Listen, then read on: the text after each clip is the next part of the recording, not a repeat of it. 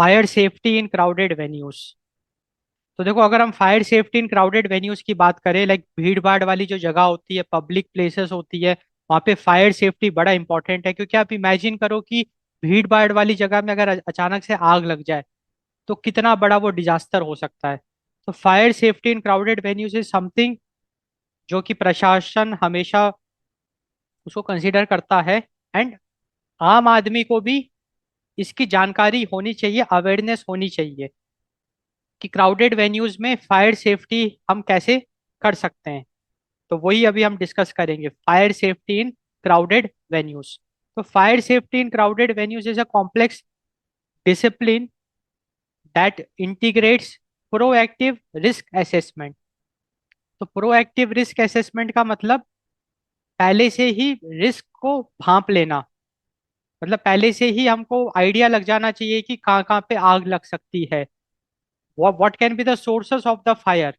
जैसे मान के चलो कोई मैच होने वाला है, क्रिकेट मैच होने वाला है, या कोई इवेंट होने वाला है, पब्लिक इवेंट जहाँ पे बहुत सारा मास गैदरिंग होगा।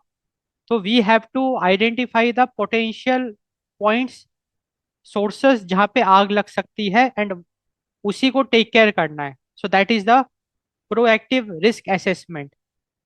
एडवांस्ड टेक्नोलॉजी, इसको अभी आगे हम डिस्कस करेंगे। टेक्नोलॉजी की मदद से भी हम फायर सेफ्टी कर सकते हैं। And strategic crowd management. तो तीन यहाँ पे बहुत महत्वपूर्ण चीजें हैं जिसको हम डिटेल में डिस्कस करेंगे। तो अगर हम fire safety in crowded venue की बात करते हैं तो तीन आयाम हैं। पहला आयाम है रिस्क असेसमेंट। जो भी वो पब्लिक प्लेस है वहां पे हमको रिस्क असेसमेंट करना है, वहां पे हमको एक चेकलिस्ट बनानी है कि कहाँ कहाँ पे आग लग सकती है। उसको हम कह सकते हैं हॉटस्पॉट्स। हॉटस्पॉट्स आइडेंटिफाई करने हैं और उसका ऑडिट करना है कि क्या वहाँ पे सारे सेफ्टी मेजर्स कंसीडर करे गए कि नहीं करे गए। दूसरा जो आयाम है वह टेक्नोलॉजी। हमको टेक्नोलॉजी का यूज करना है, लाइक हमको सेंसर्स का यूज करना है, अलार्म्स का यूज करना है, सप्रेशन का यूज करना है। And तीसरा आयाम है क्राउड मैनेजमेंट। क्राउड मैनेजमेंट का मतलब मान के चलिए कि कोई एक पब्लिक इवेंट हो रहा है, लाइक किसी पॉलिटिशियन की रैली हो रही है। कल को अचानक से कुछ अगर आग लग जाती है तो स्टैम्पेड हो जाएगा, क्योंकि इतनी भीड़ होगी वहां पे। तो हमको प्रॉपर फायर एग्जिट्स देने होंगे। आपने देखा होगा कि जो भी पब्लिक प्लेसेस होती है, ऑडिटोरियम्स होते हैं, वहां पे फायर एग्जिट होता है। तो फायर एग्जिट का मतलब ही यही है कि कल को अगर आग लग जाए तो उस रास्ते से आप इवैक्यूएट हो सकते हो। तो that is the crowd management. The flow, the communication, staff training. तो जो हाई ऑक्यूपेंसी स्पेसेस है, इन हाई ऑक्यूपेंसी स्पेसेस की अगर हम एग्जांपल की बात करें, स्टेडियम्स, जैसे क्रिकेट ग्राउंड हो गया, फुटबॉल ग्राउंड हो गया, स्टेडियम्स हो गए आपके, theatres, malls. So these are public places, these are high occupancy spaces जहाँ पे की मास ऑडियंस आती है। अगर हम थिएटर की बात करें तो एक भीड़ आती है पिक्चर देखने, मॉल में एक भीड़ जाती है शॉपिंग करने, टाइम स्पेंड करने। तो high occupancy spaces, so in high occupancy spaces the primary danger is often not the fire itself but the uncontrolled crowd movement caused by panic. तो हाई ऑक्यूपेंसी स्पेसेस में जो main खतरा है वो है uncontrolled crowd movement. क्योंकि अगर आग लगी तो आग तो बुझाई भी जा सकती है। तो fire is not the primary danger in crowded places, in high occupancy spaces. Fire is not the primary danger, rather uncontrolled crowd movement is the main danger because it can lead to fatal stampede, जानलेवा भगदड़। तो ये जो तीन आयाम हैं, risk assessment, technology and crowd management, इसकी मदद से हम लोग मास कैजुअलिटीज को प्रिवेंट कर सकते हैं। एंड इन तीनों आयाम को हम डिटेल में डिस्कस करेंगे एक एक करके। सो प्रोएक्टिव रिस्क मैनेजमेंट। तो अगर हम fire safety in crowded venue की बात करें, fire safety in crowded venue, तो एक जो महत्वपूर्ण आयाम है जिससे कि हम फायर सेफ्टी इंश्योर कर सकते हैं, that is the proactive risk management. Proactive risk management में हमको तीन मेन चीजों पे ध्यान रखना है। तो पहला हो गया कॉम्प्रहेंसिव फायर रिस्क असेसमेंट। तो प्रोएक्टिव रिस्क मैनेजमेंट की अगर हम बात करें for fire safety in crowded venues, the first thing we should do is comprehensive fire risk assessment. इसका मतलब पहले से ही हम पूरा रिस्क असेसमेंट कर लेंगे। Fire risk assessment like before even the event begins हमको पूरा एक चेकलिस्ट बनाना है कि what can be the sources of fire. Like we have to identify the hazards and we have to identify the vulnerable groups. तो comprehensive fire risk assessment के तहत हम फायर हजार्ड्स को आइडेंटिफाई करेंगे, हम लोग वनरेबल ग्रुप्स को identify करेंगे, and we will do the comprehensive fire risk assessment before even the event begins। उसके बाद हमको करना क्या है, we have to identify the ignition sources, we have to identify the sources जहाँ पे आग लग सकती है। We have to identify the ignition sources. Like अगर हम पब्लिक प्लेसेस की बात करें, थिएटर, स्टेडियम्स, मॉल्स, सो वहाँ पे faulty electrical wiring can be a source of ignition. Overloaded circuits like sound and lightning can be the source of ignition. High risk pyrotechnics, high risk pyrotechnics can be the source of ignition। तो तीसरा बहुत important पहलू है, that is the flammable materials and compartmentation. तो proactive risk management के तहत हमको सारे के सारे फ्लेमेबल मटेरियल्स को आइडेंटिफाई करना है। लाइक टेम्पररी स्ट्रक्चर्स की अगर हम बात करें, टेंट्स हो गए, स्टेजेस हो गए, डेकोरेटिव्स हो गए, ये सब फ्लेमेबल मटेरियल है। फ्लेमेबल मटेरियल का मतलब ऐसे मटेरियल जो आग पकड़ सकते हैं। एंड ये जो फ्लेमेबल मटेरियल है, they must be made of fire retardant materials. These flammable materials must be made of fire retardant materials. And उसके बाद we have to focus on compartmentation. Compartmentation का मतलब ये है कि हमको सेफ्टी इवैक्यूएशन देना होगा। Like we have to make use of the fire doors, fire resistant structures.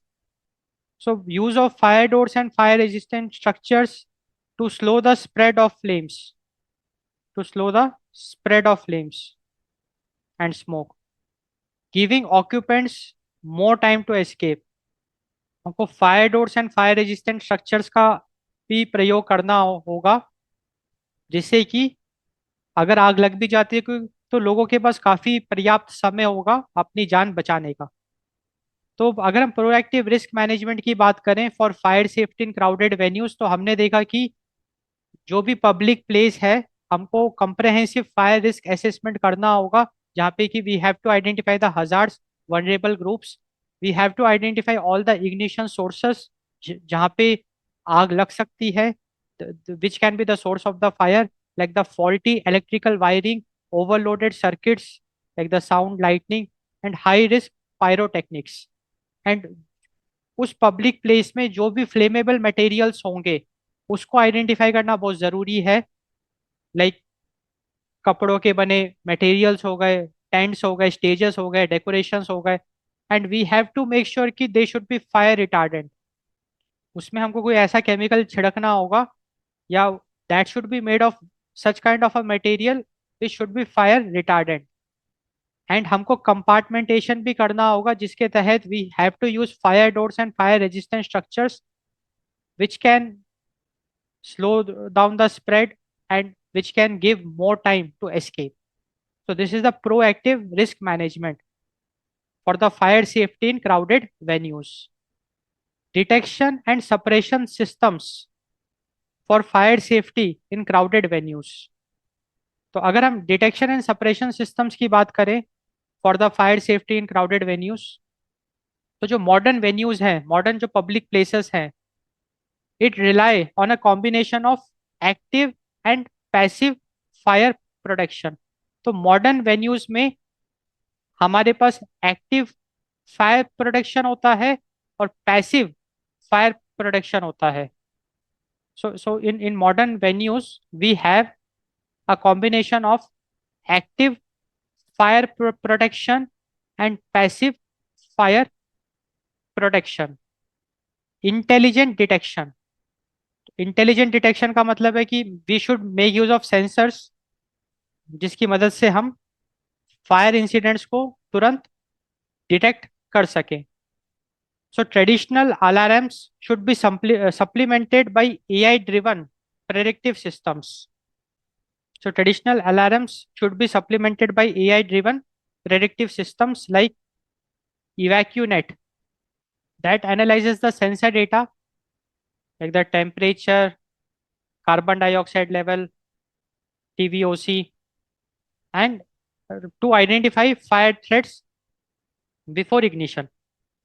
तो इंटेलिजेंट डिटेक्शन का मतलब ये है कि आग लगने से पहले ही जो भी पोटेंशियल सोर्सेस ऑफ इग्निशन है वहां पे अगर हम स्पेशल सेंसर्स इन्वॉल्व कर लें, लगा दें, तो उस सेंसर के डेटा से हमको पता चल जाएगा कि यहाँ पे आग लग सकती है। क्योंकि देखो, जब भी आग लग रही होगी तो टेम्परेचर फ्लक्चुएट करेगा, CO2 फ्लक्चुएट करेगा, TVOC फ्लक्चुएट करेगा। तो ये जो पैरामीटर्स होंगे ये फ्लक्चुएट करेंगे, एंड सेंसर के डेटा से हम बहुत इजीली इन फ्लक्चुएशंस को मेजर कर सकते हैं using AI models, and we can identify the fire even before the ignition. We can identify the fire threats even before the ignition. Suppression equipment, दूसरा जो बहुत इंपॉर्टेंट पहलू है for the detection and suppression system.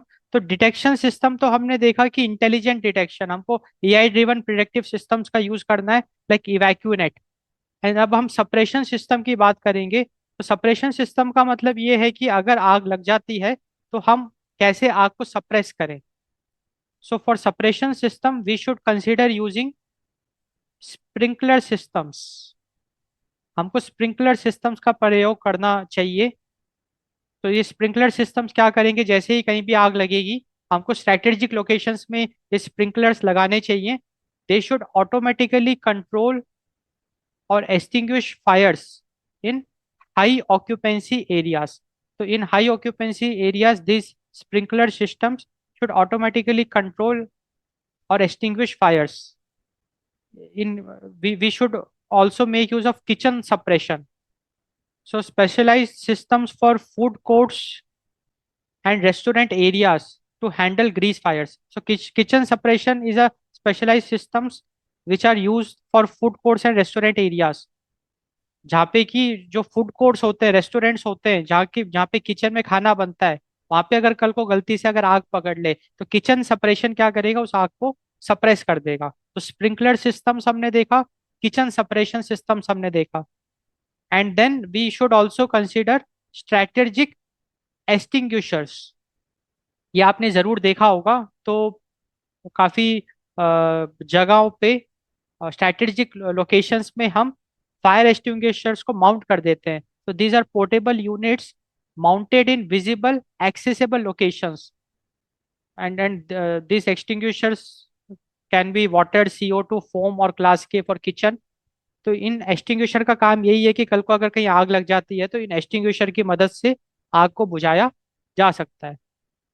तो हमने suppression equipment को detail में देखा कि अगर कल को मतलब कोई भी अगर पब्लिक प्लेस है वहां पे हमको स्ट्रेटेजिक लोकेशंस में स्प्रिंकलर सिस्टम्स इंस्टॉल करने चाहिए। किचन्स में, फूड कोर्ट एरियाज में एंड रेस्टोरेंट्स में किचन सप्रेशन सिस्टम हमको यूज करना चाहिए, एंड पब्लिक प्लेसेस में स्ट्रेटेजिक लोकेशंस में हमको फायर एक्सटिंग्विशर्स डिप्लॉय करने चाहिए। We should be accessible so that अगर कल को आग लग जाए तो इसकी मदद से आग को बुझाया जा सके। अब हम डिस्कस करेंगे क्राउड मैनेजमेंट एंड इवैक्यूएशन। तो अगर हम fire safety in crowded venues की बात करें तो fire like crowd management and evacuation is very important. तो now let us see how we can manage the crowd and evacuate the crowd अगर कहीं आग लग जाती है तो। So evacuating thousands of people requires more than just open doors. It requires orderly movement. तो यहाँ पे orderly movement is very important. तो अगर हम crowd management and evacuation की बात करें तो exit capacity is something which is very important. exit capacity. So fire codes require that exit widths are calculated based on the total occupant load to prevent bottlenecks. तो देखो बात ऐसी है कि जो गैदरिंग होगी, जितना बड़ा पब्लिक स्पेस होगा, जितनी ज्यादा वहां पे गैदरिंग होगी, उसके हिसाब से हमको फायर एग्जिट कैपेसिटी कैलकुलेट करना होगा। ये एक बहुत इंपॉर्टेंट बात है। तो so the exit widths should depend on the total occupant load. जितने ज्यादा ऑक्यूपेंट्स होंगे, जितनी ज्यादा ऑक्यूपेंसी होगी पब्लिक स्पेस की, उतना ज्यादा एग्जिट विड्थ हमको कवर करना पड़ेगा। तो इसका एक एग्जांपल हम देखते हैं। मान के चलिए कि एक बहुत हाई ऑक्यूपेंसी जगह है जहाँ पे कि 5,000 लोग गैदर करते हैं। लाइक मान के चलिए एक बहुत बड़ा मॉल है जहाँ पे 5,000 लोग विजिट कर सकते हैं। तो अगर किसी भी हाई ऑक्यूपेंसी जगह में अगर 5,000 लोग इकट्ठा हो रहे हैं, तो उस जगह में कम से कम 50 एग्जिट पॉइंट्स होने चाहिए। अगर 50 एग्जिट पॉइंट्स हैं, तो हर एग्जिट पॉइंट का जो साइज है वो 100 इंच होना चाहिए। तो एग्जिट कैपेसिटी, जो एग्जिट विड्थ है, that should B 100 inches. 100 inch का एग्जिट विड्थ होना चाहिए। So this is the exit capacity. दूसरा बहुत महत्वपूर्ण आयाम for the crowd management in evacuation is the clear signage and lighting. तो जहां भी एग्जिट होगा वहां पे क्लियर साइन लगाना बहुत जरूरी है। लाइक आपने देखा होगा, जरूर आपने देखा होगा कि जो पब्लिक प्लेसेस होते हैं वहां पे फायर एग्जिट होता है, एग्जिट होता है। ऑडिटोरियम्स हो गए, लेक्चर हॉल्स हो गए, मॉल्स हो गए, वहां पे हमको एग्जिट बोर्ड देखने को मिलता है, एंड वो काफी चमकता है। तो clear signage and lighting, so illuminated and photoluminescent exit signs must be visible even if power fails or smoke fills the air. तो ये जानबूझ के इतने अच्छे मटेरियल से ये बनाया जाता है सो दैट अगर बिजली चली भी जाए या अगर धुआं भी आ जाए तो भी ये दिखे। इसमें तीसरा जो महत्वपूर्ण आयाम है with regards to crowd management and evacuation, it is the staff training and roles. Staff training and roles, so designated fire wardens, typically one for every 250 people. So we should have a designated fire warden, typically one for every 250 people. Should be trained to guide crowds calmly and operate equipment using the pass technique. And what is the pass technique? Pass technique is the pull, aim, squeeze, sweep. तो basically जो fire extinguisher है, इसको operate करने के लिए एक पास technique होती है। तो सबसे पहले पुल करिए, फिर एम करिए, फिर स्क्वीज करिए, फिर स्वीप करिए। तो अब आइडिया ऐसा है कि जो भी हाई ऑक्यूपेंसी स्पेसेस है, हर 250 लोगों के लिए एक फायर वार्डन होना जरूरी है। तो अगर 5,000 लोग हैं तो कम से कम 20 फायर वार्डन्स होने चाहिए। किसी मॉल की कैपेसिटी अगर 5,000 है, तो उस मॉल में फुल टाइम 20 फायर वार्डन्स को एम्प्लॉय करना पड़ेगा एंड उनको स्ट्रेटेजिक लोकेशंस में डिप्लॉय करना पड़ेगा, सो दैट अगर आग लग भी जाती है तो वो एक्शन ले सके। एंड उनको पास टेक्निक की ट्रेनिंग भी देनी है, जहाँ पे कि ये जो भी फायर एक्सटिंग्विशर है उसको कैसे यूज करते हैं, कैसे ऑपरेट करते हैं, कैसे मैनेज करते हैं, वो उनको सिखाना है। Human behaviour awareness, human behaviour awareness.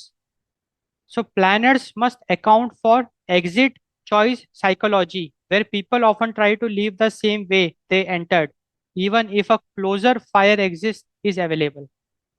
तो यहाँ पे जब भी हम हाई ऑक्यूपेंसी स्पेसेस को डिजाइन करते हैं, तो हमको एग्जिट चॉइस साइकोलॉजी पे भी हमको फोकस करना पड़ेगा। तो एग्जिट चॉइस साइकोलॉजी ये कहती है कि ये पाया गया है कि लोग जिस रास्ते से आते हैं उसी रास्ते से जाना पसंद करते हैं, despite of near by close exist. Despite of that they ignore it and they want to choose the same way they entered. So this is the exit choice psychology। And इससे होगा क्या कि अगर आप सिर्फ एक एंट्री पॉइंट बनाते हो, तो ये इसीलिए बहुत इंपॉर्टेंट है। आप इमेजिन करो कि एक हाई ऑक्यूपेंसी स्पेस है, उसमें एक एंट्री पॉइंट है, कल को कोई दुर्घटना घटती है तो सब लोग उसी से एग्जिट करना चाहेंगे, डिस्पाइट 10 एग्जिट पॉइंट्स और भी मौजूद है, बट लोग जहां से आए थे वहीं से वापस जाना चाहेंगे। That is the exit choice psychology. तो वहां पे फिर हमको स्ट्रेटेजिकली इसको डील करना पड़ेगा, या तो जहां से आए थे उस गेट को बंद कर दें, सो दैट फिर लोग नियर बाई एग्जिट पॉइंट से एग्जिट हो ले। So we have to consider that. So this is the crowd management and evacuation for fire safety in crowded venues. अब हम डिस्कस करेंगे सेफ्टी टिप्स फॉर अटेंडीज। तो अगर हम किसी भी हाई ऑक्यूपेंसी पब्लिक स्पेस में विजिट करते हैं, लाइक क्रिकेट स्टेडियम हो गया, मॉल हो गया, मूवी थिएटर हो गया, फायर सेफ्टी के कुछ इंपॉर्टेंट पॉइंट्स हमको like we should be aware of, तो वही अभी हम डिस्कस कर रहे हैं। तो सबसे पहले we should scan the area. तो आप किसी भी पब्लिक प्लेस में जाते हो, कहीं भी जाते हो, आप एरिया को जरूर स्कैन करो, आप आसपास देखो, एंड आप कम से कम 2 एग्जिट पॉइंट्स जरूर आप लोकेट करो। So you scan the area and locate at least 2 exits immediately upon entering. तो आप किसी भी पब्लिक प्लेस में जाते हो, आप रेस्टोरेंट में भी जा रहे हो या हाई ऑक्यूपेंसी स्पेस में, किसी के किसी किसी ऑडिटोरियम में जा रहे हो to to attend a event, movie देखने जा रहे हो, तो आप 2 फायर एग्जिट आइडेंटिफाई कर लो। Avoid sitting in the middle. कोशिश करो कि आप फायर एग्जिट के पास बैठो, अगर आपके पास चॉइस है तो कोशिश करो कि आप फायर एग्जिट के पास बैठो। So if possible try not to sit in the middle of a long aside, rather sit close to the fire exit, so that अगर कोई ऐसी घटना घटती है तो आप बहुत इजीली एस्केप कर सकते हो। तीसरा बहुत इंपॉर्टेंट पॉइंट है, दैट इज रेस्पॉन्ड इमीडिएटली। जैसे जैसे ही आपको कोई भी भनक लगी, जैसे ही आपको लगा कि फायर अलार्म बोल रहा है, आप कुछ भी इंतजार मत करो, you should respond immediately. So never ignore a fire alarm, क्योंकि देखो फायर अलार्म जो होता है ना, कहीं भी अगर आग लगी तो वो तुरंत डिटेक्ट करता है और आग बहुत तेजी से फैलती है, और अगर आप तुरंत एक्शन नहीं लोगे तो बहुत लेट हो सकता है। तो जैसे ही फायर अलार्म बोले तो respond immediately to a fire alarm. And चौथा बहुत इंपॉर्टेंट पॉइंट, क्रॉल लो। मान के चलिए कि कहीं बहुत ज्यादा आग लग गई है, धुआं ही धुआं हो गया है, कि किसी हाई ऑक्यूपेंसी स्पेस में आग ऑलरेडी लग चुकी है एंड धुआं ही धुआं हो गया है, तो आप तुरंत नीचे बैठ जाओ, नीचे बैठ के आप एग्जिट करो। So crawl low and exit. इससे आपको फायदा ये मिलेगा कि in a smoke filled room oxygen is closest to the floor, क्योंकि अगर जब धुआं भर जाता है ना तो ऑक्सीजन नीचे बैठ जाता है। अगर आप नीचे नहीं बैठोगे ना तो ऑक्सीजन की कमी की वजह से आप बेहोश हो सकते हो। ऑक्सीजन की कमी की वजह से लोग बेहोश हो जाते हैं। इसलिए जहां बहुत ज्यादा धुआं भर गया, आप नीचे बैठ जाओ। नीचे बैठ जाने से क्या होगा, कम से कम ऑक्सीजन आपको मिलता रहेगा, एंड आप क्रॉल करके एग्जिट मार लो। So drop and crawl to your exit. तो ये बहुत इंपॉर्टेंट हमने सेफ्टी टिप्स डिस्कस करे कि कल को अगर कहीं भी आग लग जाती है, मतलब these are the things we should be aware of, these are the safety tips जिसको हमको अच्छे से याद कर लेना है, प्रैक्टिस करना है। किसी भी आप पब्लिक स्पेस में जाते हो, किसी भी हाई ऑक्यूपेंसी स्पेस में जाते हो, सबसे पहले आप पूरे पब्लिक स्पेस को स्कैन करो। आप मॉल में जा रहे हो, आप मूवी देखने जा रहे हो, आप कोई इवेंट अटेंड करने जा रहे हो, just scan and locate the 2 fire exits. आप 2 फायर एग्जिट्स को लोकेट करो। कोशिश करो कि आप फायर एग्जिट के पास बैठो, अगर पॉसिबल हो तो कोशिश करो कि आप फायर एग्जिट के पास बैठो, आप बीच में मत बैठो। फिर respond immediately to fire alarm. जैसे ही आपको कोई फायर अलार्म जैसी आवाज सुनती है, आप तुरंत रेस्पॉन्ड करके भाग जाओ वहां से। एंड अगर किसी जगह में, किसी हाई ऑक्यूपेंसी स्पेस में ऑलरेडी आग लग चुकी है एंड धुआं ही धुआं हो गया है, तो क्रॉल लो। आप नीचे बैठ के क्रॉल करके आप एग्जिट कर लो। इससे क्या होगा, आप बेहोश नहीं होगे, क्योंकि जब स्मोक फिल हो जाता है कमरे में तो ऑक्सीजन जो है वो नीचे बैठ जाता है। So these are the safety tips.